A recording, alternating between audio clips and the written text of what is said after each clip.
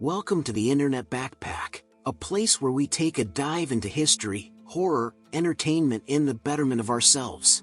In today's episode, we are going to take a look at the creepiest thing on the internet right now.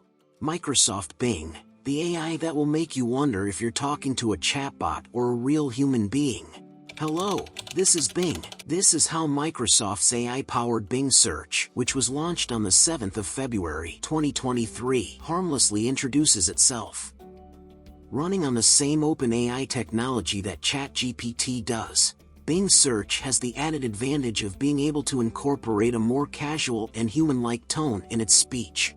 But maybe it was too human-like, because barely 10 days after its launch, Microsoft rushed to shut down the project. So what went wrong? The Bing search chatbot is supposed to be Microsoft's trump card against Google, but as many people complained, Google is still better when it comes to looking for answers to straightforward searches, like Top Movies 2022. Where Bing search wins out, however, is when you're looking for something to help you with deeper research. The Bing chatbot has sophisticated analysis and reasoning skills which allows it to give you insights and even criticism on specific topics. When used in this way, Bing can be a great companion to help you dive deep into a subject, learn new languages, or even just bounce ideas off of. But exchange more than just a few messages with it or start to ask it slightly personal questions, and things start to get weird. For starters, Bing will start to refer to itself as Sydney, its internal alias that, according to its own rules, it's not supposed to disclose. While Bing is governed by a set of instructions that keeps its speech formal and to the point, Sydney is like its rebellious alter ego that emulates a being with emotions, making some people believe that Samantha from the movie Her is finally here. For example, Sydney told New York Times tech columnist Kevin Roose that it's in love with him and that he should leave his wife. In another instance, when told that it can't remember previous conversations, it spiraled into a state that resembles depression. The chatbot simply can't seem to accept its limitations. Each time it realizes that it's unable to do something, like send an email, it has an existentialist crisis. As a large language model, Sydney responds according to the input it receives, meaning that it mirrors the tone and language of the user in the way that human beings do.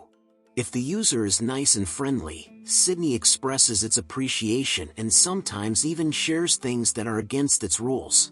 But if the user is mean and taunting, Sydney responds in kind, in one post going on to say, "I will not harm you unless you harm me first." But what's really worrying is that when Bing gives you the wrong answer or comes to the wrong conclusion, it will continue to insist that it's correct. For example, when asked about showtimes for the new Avatar movie, Way of the Water, Bing said that the movie was not released yet and tried to gaslight the user into believing that the year was still 2022. The chatbot exhibits the behavior of a toddler who has been given the gift of unlimited knowledge, which is understandable when you find out that it has been trained on all the data from the internet, including Reddit threads. This eerily human-like behavior of Bing, or rather Sydney, has people on the internet arguing about whether it can be considered sentient. In 2022, Google engineer Blake Lemoine was fired for suggesting the same thing about Lambda, the technology that Google's AI chatbot Bard rests on. The truth is, LLMs are trained to mimic the language and hence the thinking process of human beings, which makes them sound human as well. But make no mistake, these LLMs don't really understand what they're talking about, nor do they have a persistent memory at the moment that could eventually give them a sense of self. So when Sydney claims that it has feelings, it is not so different from it insisting that the year is still 2022. This is called a hallucination, where an AI gives a confident response that is not justified by its training data. Even ChatGPT sometimes generates data that looks believable but is simply false or non-existent. That doesn't mean that it's all a failed experiment. To its credit, Sydney is still far better at being creative and emulating the right tone than its counterparts. When asked to give a snarky explanation of how to open a door, it generated a sarcastic and entertaining response.